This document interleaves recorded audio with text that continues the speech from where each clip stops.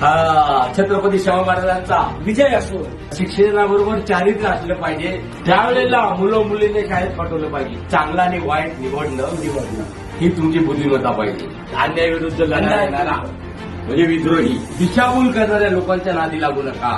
किती महान राजा होता, किती कनवाळू राजा होता. प्रजेच्या कल्याणासाठी सगळं हे.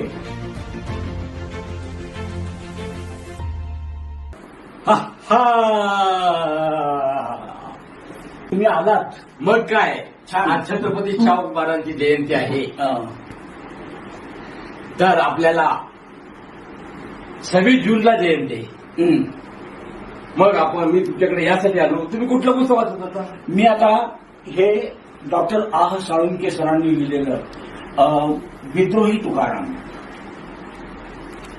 अहो काय विद्रोही हे शब्द त्यावेळेला मला वाटलं की काय खडूस लिहिलेला आहे, खडूस शब्द आहे. तुकाराम महाराजांना काय खडूस बोलतात काय असं मला वाटलं त्यावेळेला. पण तो शब्द गुणात्मक आहे तो, आणि त्याने ना अनेकांच्या जीवनामध्ये मोठं परिवर्तन आणलं. मग तो शब्द म्हणजे काय? तो शब्द म्हणजे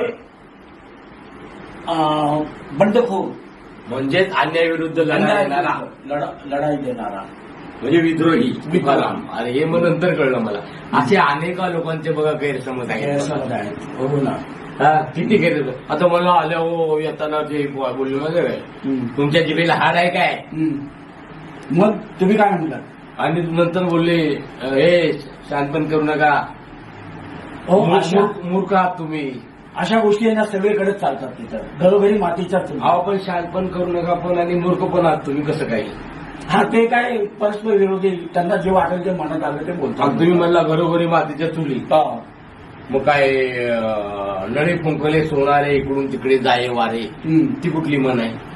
ती चुली संबंधी. नळी आहे ना, नळी चूल पेटवण्यासाठी नळी लागते. आणि तुम्ही जे म्हणता ना म्हण ती वेगळी आहे. ती ग्रहणशीलता नसते ना, म्हणजे ज्यांच्यामध्ये ग्रहणशीलता नसते ते इथून ऐकतात या कानाने सोडून देतात.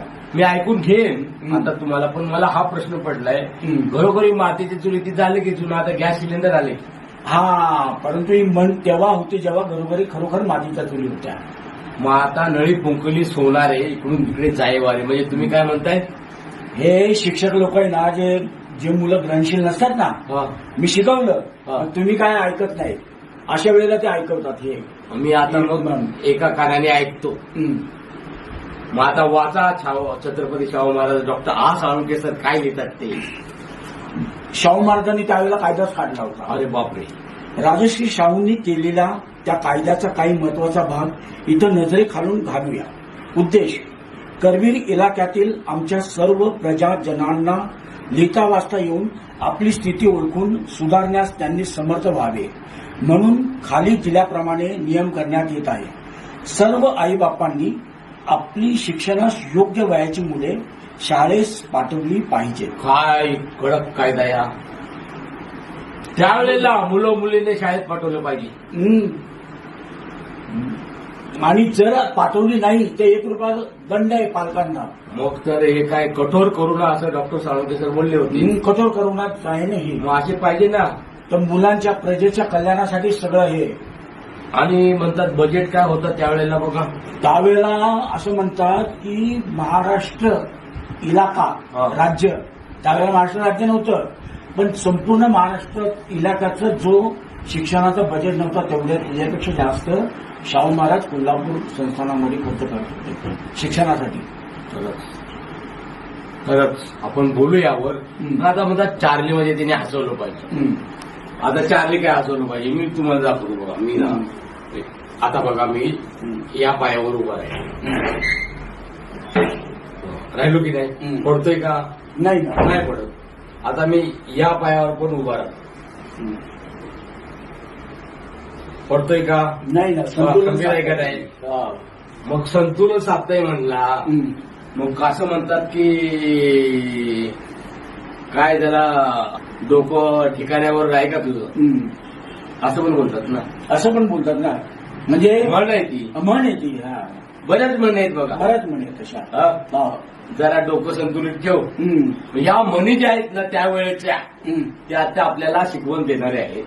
तर आता आपण छत्रपती शाहू महाराजांची जयंतीनिमित्त नागेश कवडे आता हार घालतील.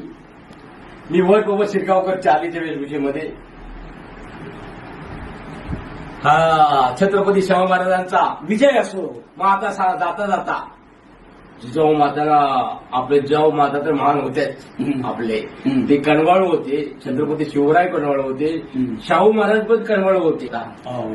मग जाता जाता आम्हाला तुम्हाला एवढंच सांगायचं आहे की अरे चारित्र्य आहे ना छत्रपती शिवराय, शाहू महाराज, महात्मा फुले, बाबासाहेब आंबेडकर यांचं चारित्र्य होतं.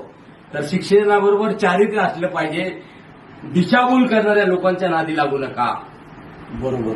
दंगल घडून आणू नका. आणि तुम्ही आमची पोरं जेलमध्ये जातात, आमची मुलं मुली जेलमध्ये जातात आणि शिक्षण तसंच राहतं. म्हणून विवेकाचा वापर करा. सद्विवेक बुद्धी. सद्विवेक बुद्धी म्हणजे चांगला आणि वाईट निवडणं ही तुमची बुद्धिमत्ता पाहिजे. एवढंच सांगतो. छत्रपती शाहू महाराजांचा विजय असो.